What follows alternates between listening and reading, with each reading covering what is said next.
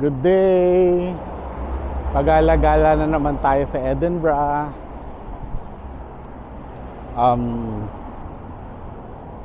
So today is naka-survive tayo sa work day natin noong Tuesday and Wednesday na it's a 13-hour work day. Bakit nga ba ganon? So 13 hours, grabe. Kahapon medyo zombie na ako. Yan. Tapos ang nangyari, bumalik tayo sa Jollibee for another work kasi nag-resign ako dun sa morning job ko na 2.5 hours a day lang yon. So Monday to Friday. So gusto ko ng longer hours of work. So nag-resign ako doon para bumalik tayo sa Jollibee para mabigyan tayo ng mas mahabang oras na work. Kaya lang meron 4-week notice. So hindi ako pwedeng umalis bigla-bigla. At habang binigyan tayo ng shift sa Jollibee, kailangan ko pa rin pumasok sa dun sa pang-umaga ko. So all in all, so 13 hours a day nung Tuesday saka nung Wednesday na kahapon. So ano ba nga ba yung schedule ko doon? So pumasok ako ng 6 to 8:30 a.m. dun sa cleaning job ko sa morning. Then 9 a.m. to 3 p.m. naman sa Jollibee. Tapos 4 to 8 p.m. dun sa another cleaning job ko dito sa work namin sa school. So all in all, somehow 13 hours kasi hindi kasama yung paid break, unpaid break. So nakakapagod kasi 13 hours a day ba naman hindi ka ba naman tumirik. So mukha akong zombie nung Tuesday and Wednesday. Pero at the same time, kino-consider ko rin yung katawan natin dito sa Scotland, or I think sa buong UK, meron silang tinatawag na 48-hour na legal work day, work week. So ano ibig sabihin nun? So dapat sa isang linggo mo, hindi ka maglalagpas ng 48 hours na trabaho. Pwede namang lumagpas kung, for example, you opt out dun sa company mo na pwede kang bigyan ng longer shift. So may pinipirmahan yon. Pero if you decide to stick on the 48-hour week, hindi ka pwedeng i-force to work beyond the 48 hours. Kasi bakit nga ba? So scientifically research ng government dito na beyond 48-hour work, marami ng risk sa health natin, sa productivity, sa safety. So kaya ina-advise na mag-stick ka sa 48 hours per week.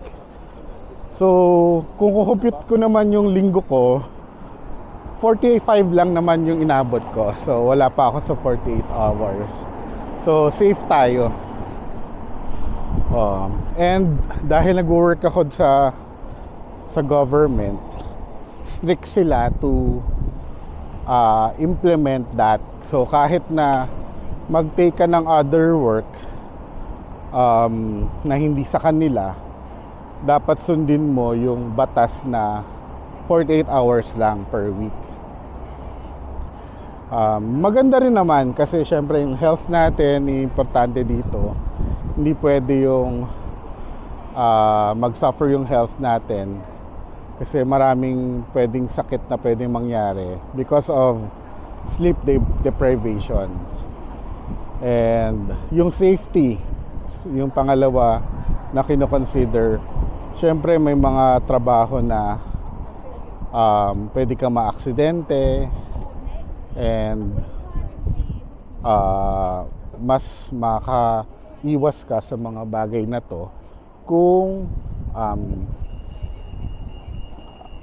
optimum yung condition mo, yung nakakapag-isip ka ng maayos, and at the same time yung productivity mo sa work. Kasi lalo na yung work ko is a physical job, so syempre kung pagod ka, hindi ka makakapag-perform ng pinakamaayos. So dapat maganda talaga na mag-stick dun sa oras na yon. Yun, diba, napakaganda. So protected ka dito para hindi ka maabuso, na hindi ka overtime mo ng overtime na ayaw mo na talaga. So dito, pag sinabi mong hindi ka pwede mag-work, ayaw mo, hindi ka pwedeng pilitin, diba? Napakaganda. Hindi hindi yung mandatory OT, bawal yun. Bawal yung mandatory OT dito. Naalala ko sa call center ako dati, kasi di ba may mga kulang tayo na oras minsan dahil may mga nag-absent. So yung team natin will cover yung mga kulang na oras. So binibigyan yung isa na mandatory OT na 2 oras, 3 oras. So kahit ayaw mag-OT, napipilitan ka for the team, diba? Ayan. So naglalakad tayo ngayon, papunta tayo sa, magpipick up tayo ng konting na pamili nung Black Friday. So nasan ba tayo? Ikot natin. Ayan. Dito tayo sa Lothian Road. So galing sa bahay, lakad lang ako. Lothian Road. Ito yung isa sa mga main street ng Edinburgh.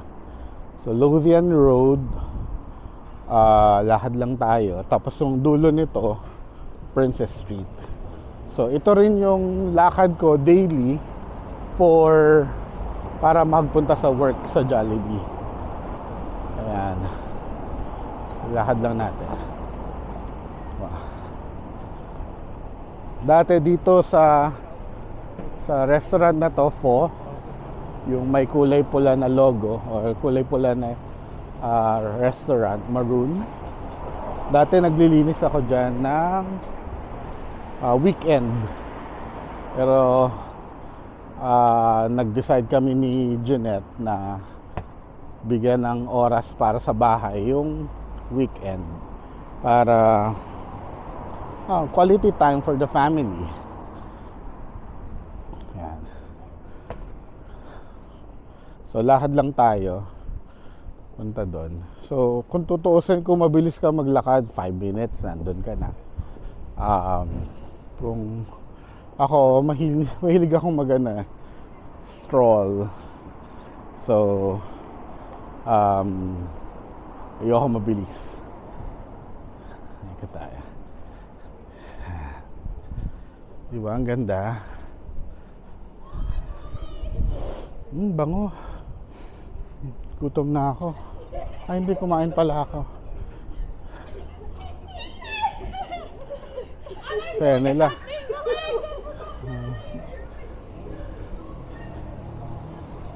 So it's currently 1:30. So may pasok tayo mamayang 4 PM. So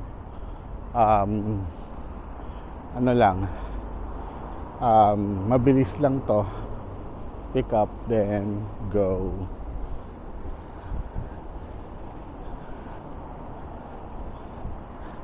Isa pa sa mga gusto ko dito sa Edinburgh, yan, ito. Ikot natin.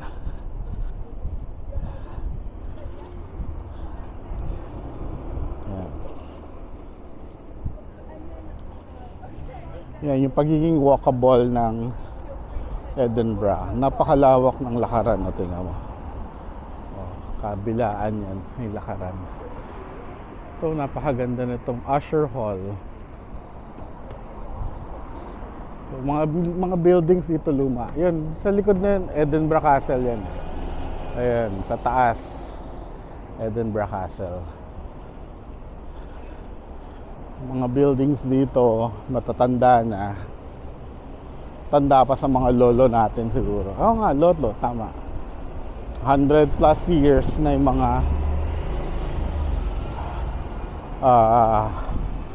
mga buildings dito. Itong Lothian Road, ano to, kahabaan to ng mga shops, stores, restaurants, mga offices. Yan. Pati yung sunod natin, yung Princess Street. Doon tayo papunta. Nandun din yung Jollibee.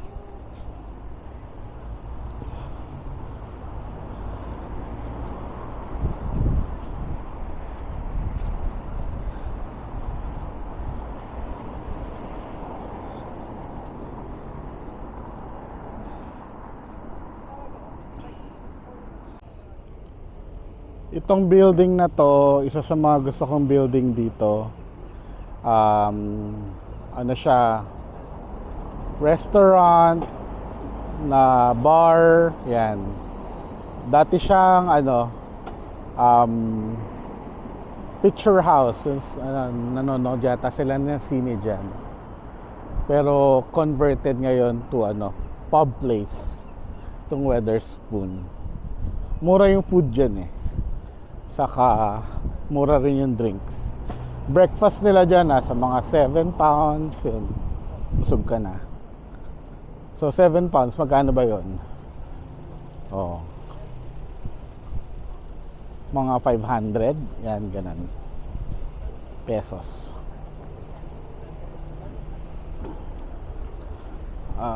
Lapit na tayo. Pagdating sa dulo, yung church na yan, yung mataas na tore na yan, kakanan tayo. Yan na yung Princess Street. Maraming daan papunta na Edinburgh Castle. Isa din to. Yung daan na yan. Yan. Tanaw mo yung castle na sa dulo.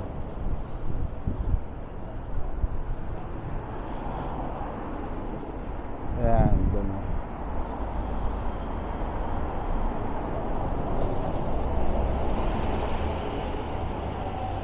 Mga bus dito, yan, usually mga double decker. Ito yung isang bus na to, tourist bus yan. So tinatawag nilang hop on, hop off. So pupunta siya sa mga iba't ibang destinations ng tourist attractions dito sa Edinburgh.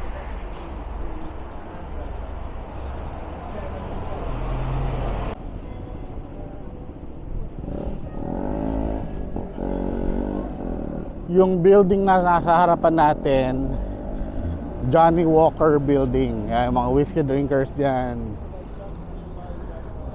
Ito yung Johnny Walker. Meron silang whiskey tour dito na nagawa natin. Ang ganda ng clock ko. Nice. May maraming ginagawa ito. Ayusin tong building na to. Tapos itong building na to is Caledonian hotel. Ganda ito sa mga every time na dadaan ako dito, na gandang-ganda ako sa building na to. So Caledonian, nabasa ko parang old name yan dito ng Scotland daw. Hindi ko sure. Pwede na mali ako. Yan, marami tayong nababasa, minsan mali. Pero yung hirap minsan mag-verify lahat. Pero yan, ang ganda nitong simbahan na to. Look. Ang ganda-ganda. So tawid tayo. Ito na to, Princess Street na to. So itong Princess Street, lagi yung dadaanan nito pag nandito kayo sa Edinburgh. May tram. So, papunta tong airport eh. Yan. Yung tram na yan. So, tawid tayo. Hindi pa, wala pa. Ba't tayo sumusunod? Kasi napapasunod tayo sa mga tumatawid. Wala tayong ano. Yun, okay na. Tayong pasaway. Medyo mabagal or mga tao dito hindi tumatawid ng sa tama. Nababagalan talaga sa stoplight. Kasi kadalasan, hindi naman talaga busy yung road. So, parang naghihintay ka na walang dumadaan. So, napipilitan ka minsan na tumawid. Yung bangko nila, ang ganda ng building. Royal Bank of Scotland. Diba?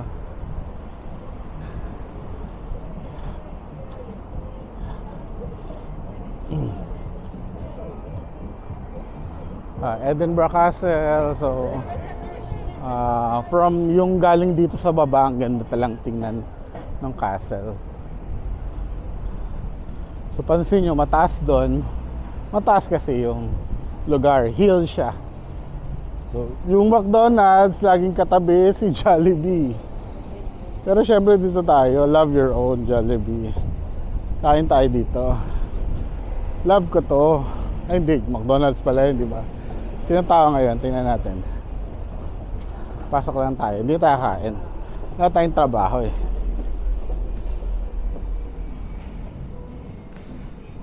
Mga tao sa Jollibee. Ay, mga kasama ko.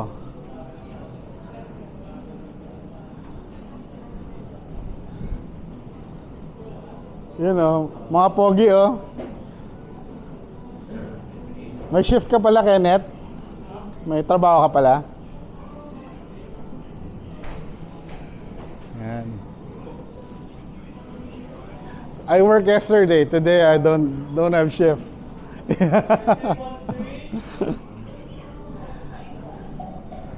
So, okay na yan. Push tayo. So, di ba may Tagalog? Yan. Tulak. Yan, kalagay dito. Tulak. Pusher. Ay, hindi pala. Push lang. Tapos, hila. Di ba? Tagalog in Edinburgh. Ito gusto ng anak ko to yung ube coconut pie. 199 199 2 pounds. Parang peach mango pie, ganyan din presyo. So lahat pa tayo diretso doon kasi pick up tayo ng Black Friday deal. So hindi ako mark safe sa Black Friday. Pero bumili naman ako, yung focus ko sa pagbili yung mga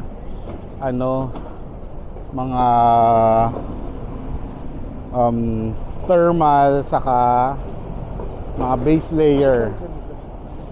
Kasi punta tayo sa malumig na lugar. Gahanda tayo. Saka konti lang yung bagahe ko. Busog na sila, busog. Busog na kayo, boss? Busog na kayo? Kumain kayo ng Jollibee? Ay, hindi pa. Taga dito po kaya? Nagtatrabaho. Wow! May Christmas lunch kami. Wow! May Christmas lunch. Mga accountants?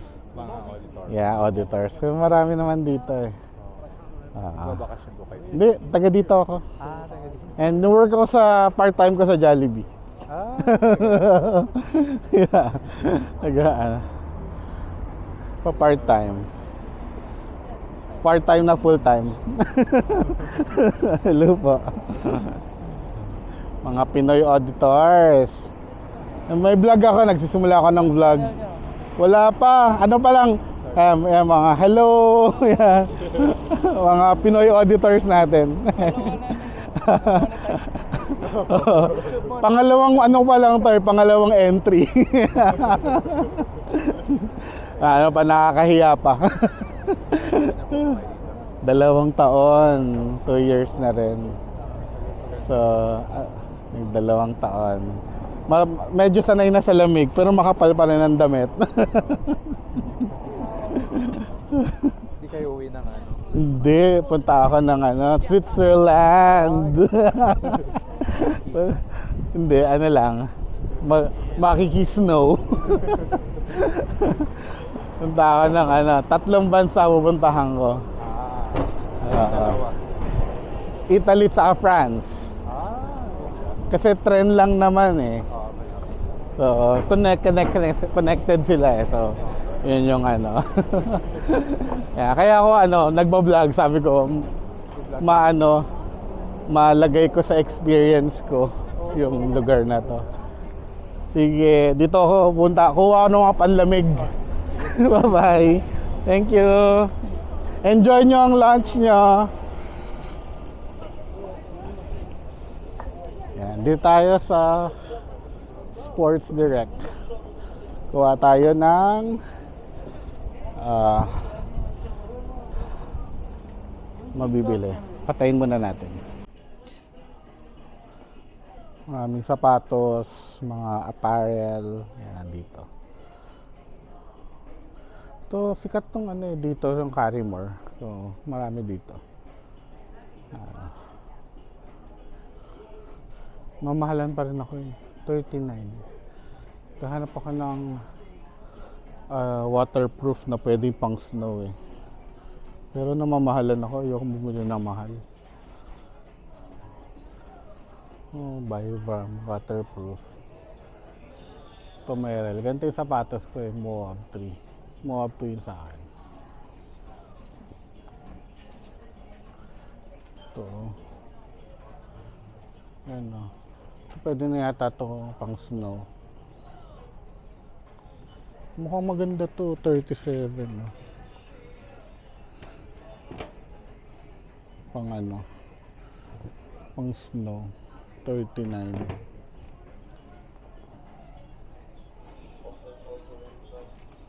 Pero hindi ako makadecide kung anong bibilin ko eh. Or bibili ba ako? Kung kailangan ko ba ng pang snow. Ito, mahirap. Ito maganda.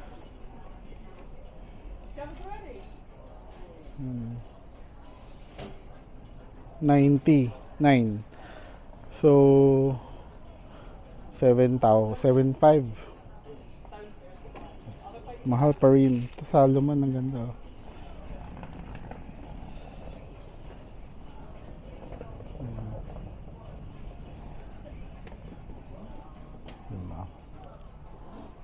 Sige, mamaya na yan. Nag-iisip pa ako eh.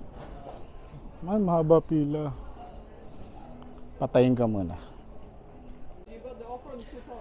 May init tong jacket to. Tara na. I have a delivery. Just downstairs. Okay, thank you. Sa baba daw pala. Yung pick up. Baba tayo.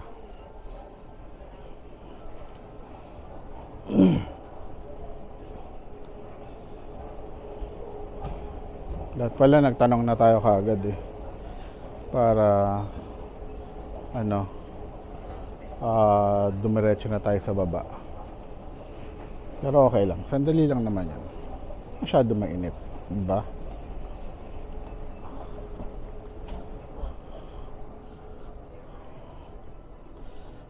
Marami pang damit dito. Tingin tayo ng... Sige, mamaya na. Kunin muna natin.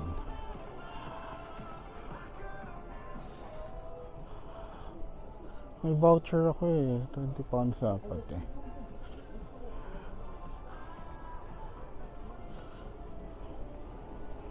Uy, winter essentials to.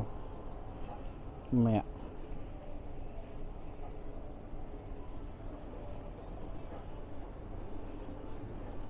Kuha tayo. Hello. I have something for pick up. Thank you.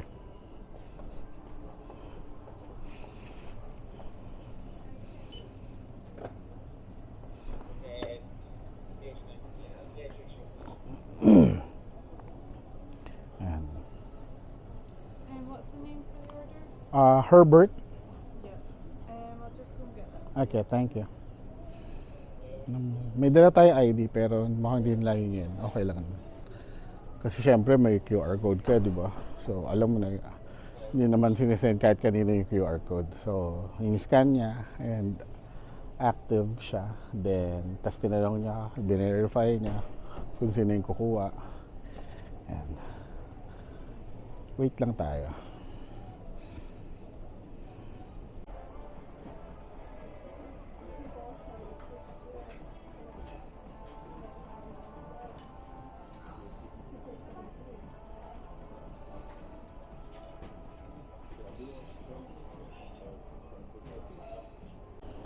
Nabudol tayo, wala pa lang 20 pounds na ano, pag online, dapat pala store.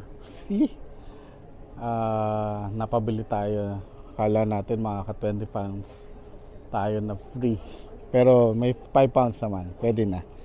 So, ayan, magagamit naman natin lahat to. So, ayan, yung ating delivery. Ayaw ah. Ayan. So, madami-dami. Mga panloob. So, hindi na tayo bibili ng mga isang taon. Okay na yan.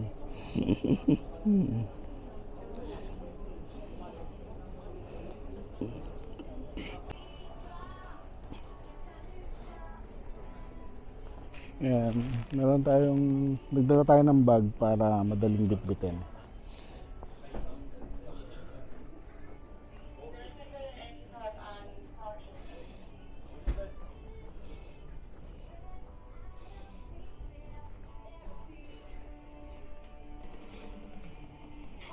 Deserve ko naman to, di ba? Trabaho tayo ng 13 hours eh. 4 weeks na tayong magtatrabaho ng additional 26 hours. Hindi pala. Additional 12 hours kasi para ano, pasok tayo dun sa 48-hour week.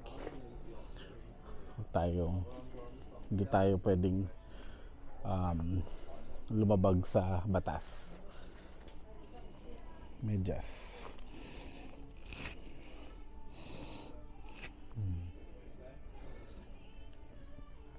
Sige.